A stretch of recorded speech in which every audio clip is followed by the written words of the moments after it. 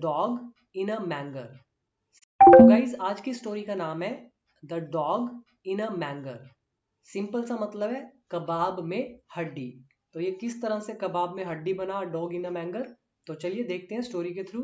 तो पहले इसका मतलब समझ ले। मैंगर, मैंगर मतलब होता है चरनी। अब चरनी क्या होता है, जैसे जो जानवर होते हैं, पशु होते हैं, वो घास फूस चरते हैं, उनके खाने को बोलते हैं चरना। और जो बाड़ा होता है, जैसे गांव में आपने बाड़ा देखा होगा जहाँ पे हम अनाज वगैरह रखते हैं या फिर जानवरों का चारा रखते हैं, जानवरों को बांधते हैं, उसको बोला जाता है बार्न। BARN, हिंदी में बाड़ा।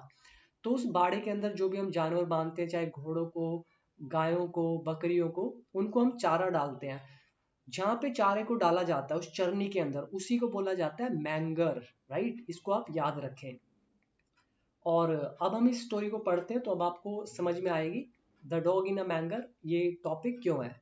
तो चलिए शुरू करते हैं इसको रीड करना। स्टोरी इस तरह से है।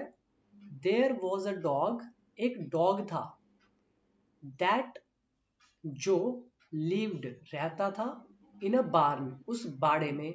तो एक कुत्ता था जो बाड़े में रहा करता था या फिर रहता था। अब यहाँ पे जो दैट है ये रिलेटिव प्रोनाउन है, ये डॉग के बारे में बता रहा है। इसके बाद ही वुड स्लीप, वो सोया करता था। अब यहाँ पे वुड की जगह आप यूज्ड टू लगा सकते हैं। ही यूज्ड टू स्लीप, वो सोया करता था। और ऑलवेज मतलब हमेशा, वो हमेशा सोया करता था। ऑन द सॉफ्ट हे, उस नरम सी हे पर। हे किसको बोलते हैं, जिसको जो घास होती है वो जब सूख जाती है, जिसको हम चारे के रूप में यूज करते हैं जानवरों पशुओं के लिए, उसको बोलते हैं हे, यानी कि सिंपल घास फूस। तो वो हमेशा सोया करता था नरम सी घास फूस पर। लाइंग जो पड़ी होती थी, इन द मैंगर उस मैंगर में, उस चरनी के अंदर। फ्रॉम विच जिससे, द हॉर्सेस वो घोड़े, एट खाया खाते थे, देयर है अपनी घास फूस।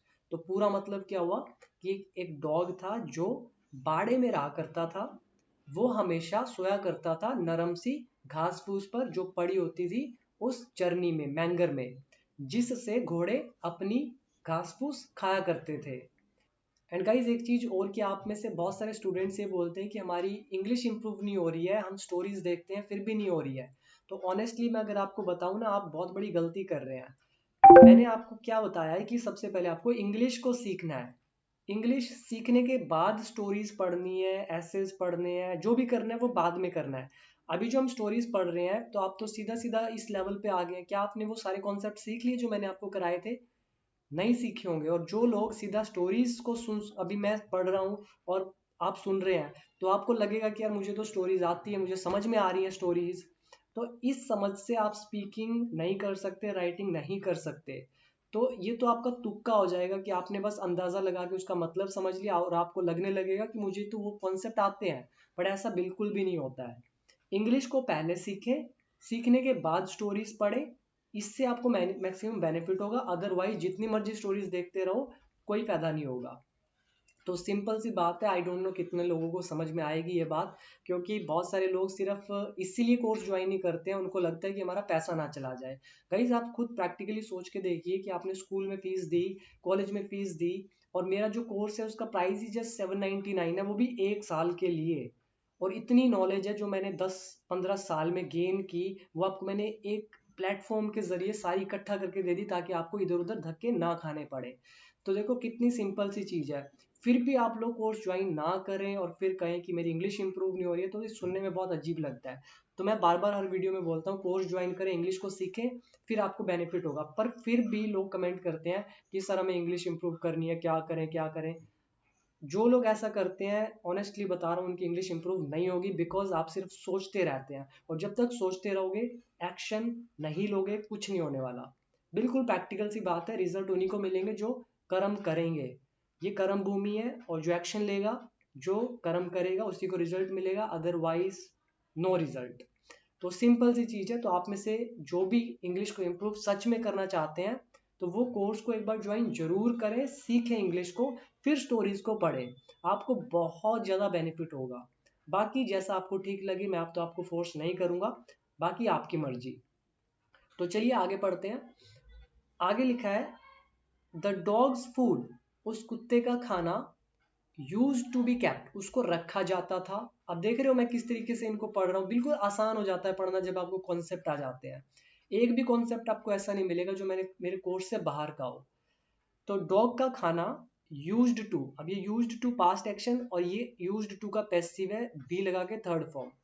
तो उसका खाना रखा जाता था इन द फार्म यार्ड, उस फार्म के आंगन में। जैसे कोर्ट यार्ड होता है घर का आंगन, ऐसे ही फार्म यार्ड होता है जो फार्म जो होते हैं उनका आंगन। तो बाहर वाला हिस्सा यानी कि बार्न के बाहर वाला हिस्सा, तो उसमें रखा जाता था। आउटसाइड द बार्न यहाँ पे लिखा ही हुआ है, तो बार्न के बाहर। इवन देन कहते तब भी द सेल्फिश डॉग, वो स्वार्थी कुत्ता, वुड स्टे राइट देयर, वो वहीं पे रहा करता था। मतलब उसका खाना बाहर रखा होता था पर फिर भी वो सेल्फिश डॉग वहीं पे ठहरा करता था। वुड स्टे राइट देयर, कहाँ पे? इन द मैंगर, उस चरनी में। वेन एवर, जब कभी भी, द हॉर्सेस केम इन, जब कभी भी घोड़े अंदर आते, टू ईट, खाने के लिए, देयर है, अपनी घास फूस या अपना चारा, the dog would start barking at them, तो डॉग शुरू कर दिया करता था भौंकना उन पर।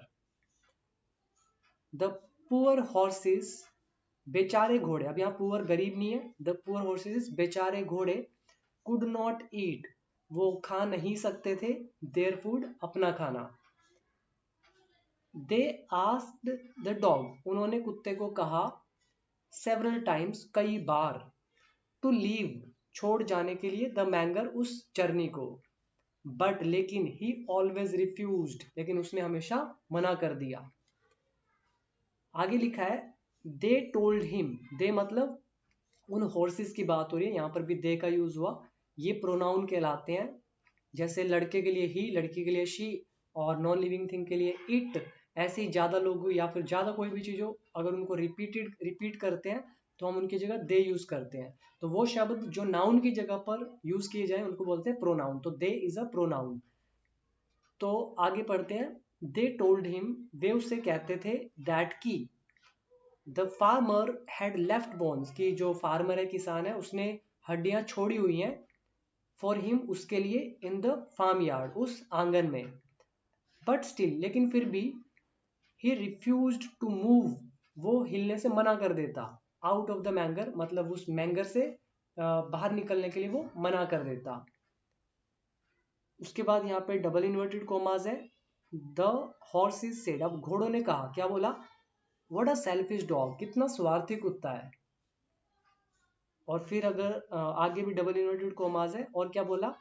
ही नोज दैट, कि वो जानता है, कि वो जानता है कि ही कैन नॉट ईट है, कि वो घास फूस नहीं खा सकता है। बट लेकिन, he will not let us eat, लेकिन वो हमें खाने नहीं देगा। आर फूड, हमारा भोजन, टू, भी। कह रहे हैं कि वो जानता है कि वो घास फूस नहीं खा सकता है, लेकिन फिर भी वो हमें हमारा खाना भी नहीं खाने देगा। He wants us to starve, वो चाहता है कि हम भूखे मर जाए। तो ये थी एक छोटी सी स्टोरी, यानी कि हो क्या रहा है कि वो डॉग उनकी कबाब में हड्डी बना हुआ है, वो उनको खाने नहीं दे रहा है।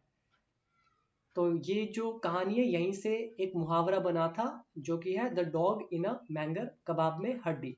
तो आप बोल सकते हैं कबाब में हड्डी मत बन, या हमारा मजा खराब मत कर, तो हम बोल सकते हैं don't be a dog in a manger. तो इसका मॉरल क्या निकलता है?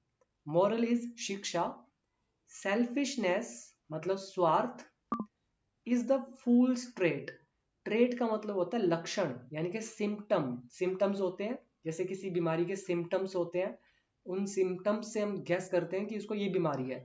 सेम, ट्रेट इज लक्षण या फिर गुण, और फूल मतलब मूर्ख, तो मूर्ख का लक्षण फूल्स ट्रेट। तो स्वार्थ एक मूर्ख का लक्षण है। So this is the moral of this story.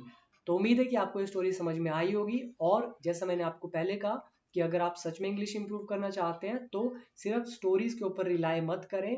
Better कि आप इंग्लिश को सीखें, क्योंकि इंग्लिश सीखे बिना स्टोरीज का आपको बेनिफिट नहीं होगा।